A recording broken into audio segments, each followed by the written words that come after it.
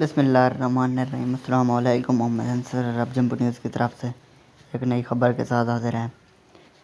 احکامہ تجدید فیس جمع کرا دینا کافی نہیں۔ سعودی عرب میں کرونا وائرس کے پھیلاؤ کو روکنے کے لیے نافذ لاک ڈاؤن کے خاتمے کے بعد حالات معمول پر آنے لگے ہیں۔ کرونا کے نئے کیسز مسلسل کم ہو رہے ہیں۔ اسی تناظر میں بین الاقوامی پروازوں کی بحالی بھی مرحلہ وار جاری ہے۔ موجودہ صورتحال کے حوالے سے قارئین نے اپنی مشکلات اور مسائل سے متعلق مزید سوالات بھیجے ہیں۔ ان میں سے کچھ کے جوابات ذیل میں دیے جا رہے ہیں۔ عبدالاحد کا سوال ہے۔ کفیل کا کہنا ہے کہ اس نے اقامہ تجدید کی فیس جمع کرا دی ہے مگر تاحال اقامہ تجدید کرانے کا میسج نہیں آیا، کیا کریں؟ جواب: محکمہ پاسپورٹ جوازات کی جانب سے اس حوالے سے دریافت کیا گیا، جس پر جوازات کا کہنا تھا کہ اقامہ تجدید کے لیے لازمی ہے کہ کارکن کا کفیل اپنے سسٹم سے تجدید کی کارروائی مکمل کرائے۔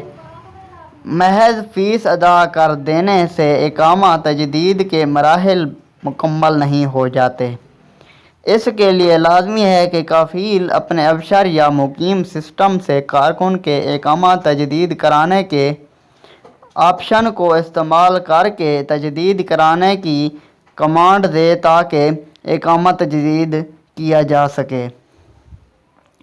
اقامہ تجدید کرانے کے لیے لازمی ہے کہ ابشر یا مقیم سسٹم پر موجود تمام مراحل مکمل کیے جائیں۔ محض اقامہ تجدید کی فیس ادا کرنے سے اقامہ کی مدت میں توسیع اس وقت تک نہیں ہوتی جب تک محکمہ جوازات کو اس بارے میں کمانڈ نہ دی جائے۔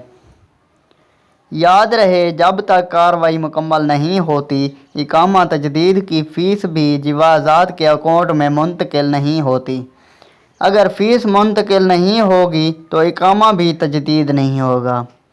بعض افراد اس غلط فہمی کا شکار ہوتے ہیں کہ اقامہ کی فیس ادا کر دینے کے بعد تجدید از خود ہو جائے گی، حالانکہ یہ درست نہیں، جس کی وجہ سے سسٹم میں ان کے اقامے کی مدت ختم ہو جاتی ہے، جس کے باعث انہیں جرمانہ ادا کرنا پڑتا ہے۔ عبداللہ کا سوال ورک ویزے کے حصول کے حوالے سے ہے۔ وہ پوچھتے ہیں، سعودی عرب کا ورک ویزا کس طرح حاصل کیا جا سکتا ہے؟ کیا دستاویزات یا اہلیت ہونی چاہیے؟ جواب: سعودی عرب میں ورک ویزا حاصل کرنے کے لیے سب سے اہم نکتہ پیشہ ورانہ اہلیت ہے۔ آپ جس شعبے میں اہلیت کے حامل ہیں اسی شعبے کے لیے درخواست دیں تاکہ مستقبل میں دشواری نہ ہو۔ ویزے کے حصول کے لیے کسی مستند ریکروٹنگ ایجنسی سے رابطہ کریں جہاں سے آپ کو اپنی اہلیت کے مطابق کسی نہ کسی کمپنی کی کوئی ڈیمانڈ مل سکتی ہے، جس کے بعد آپ وہاں درخواست جمع کر دیں۔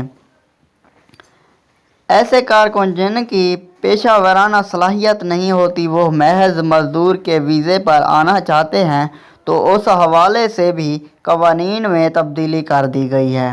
اب پیشہ ور مزدور کی بھی کیٹیگری بنا دی گئی ہے، یعنی تعمیراتی شعبے کا مزدور، بجلی کے شعبے کے کارکن، صنعتی مزدور وغیرہ۔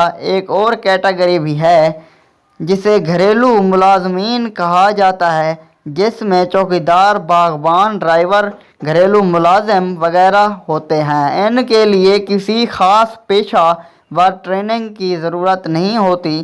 Corona virus lock down.